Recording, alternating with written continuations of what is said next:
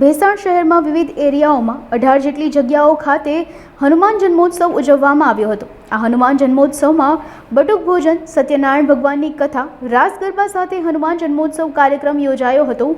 ભેસાણ શહેરમાં વિવિધ વિસ્તારોમાં યુવાનો દ્વારા રામ, લક્ષ્મણ, જાનકી, જય બોલો હનુમાન કીના નારા સાથે હનુમાન જન્મોત્સવ ઉજવવામાં આવ્યો હતો। મંદિરોમાં વહેલી સવારથી જ ભીડ ઉમટી હતી। રામ, લક્ષ્મણ, જાનકી, જય બોલો હનુમાન કી। આજે જ્યારે સમગ્ર ભારતની અંદર હનુમાન ઉત્સવ, હનુમાન જયંતિ ઉજવાતી હોય તેના ભાગરૂપે ભેસાણ શહેરની અંદર પણ અલગ અલગ જગ્યાએ 17 જેટલા હનુમાન મંદિરે હનુમાન ઉત્સવ યોજવામાં આવ્યો હતો। ત્યારે ભેસાણ શહેરની અંદર જૂના પોલીસ સ્ટેશન ખાતે આવેલ જાગૃત હનુમાન ખાતે પણ આજે બહોળી સંખ્યામાં યુવાનો એકત્રિત થઈને અને હનુમાન જન્મોત્સવ ઉજવવામાં આવ્યો હતો। તેના ભાગરૂપે આ યુવાનો જ્યારે એકત્રિત થયા હોય ત્યારે તે યુવાનો પાસે જાણીશું કે આ ઉત્સવ કેવી રીતે ભેસાણ શહેરમાં જાગૃત હનુમાન મંદિર ખાતે ઉજવવામાં આવે છે।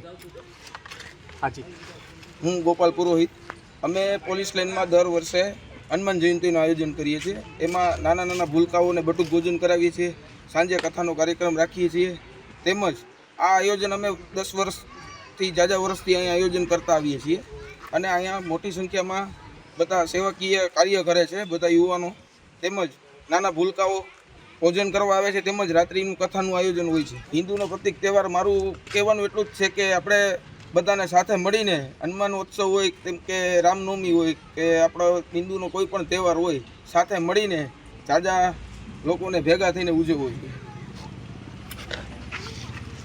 જે આપણે યુવાનોને મળ્યા અને ભેસાણ શહેરની અંદર યોજાયેલ હનુમાન ઉત્સવ, હનુમાન જયંતિ જ્યારે યુવાનોએ યોજ્યો તેના ભાગરૂપે આજરોજ ભેસાણ શહેરની અંદર વિવિધ હનુમાન મંદિરે વિવિધ કાર્યક્રમ યોજવામાં આવ્યા હતા, જેવા કે બટુક ભોજન, સત્યનારાયણની કથા અને વિવિધ કાર્યક્રમ યોજીને આ રાત્રિના સમયે હનુમાન જયંતિનું કાર્યક્રમને વિરામ આપ્યો। કેમેરામેન ધ્રુવ મેલવાણી સાથે હું મેલવાણી તરુણ, અબ તક ન્યૂઝ ભેસાણ।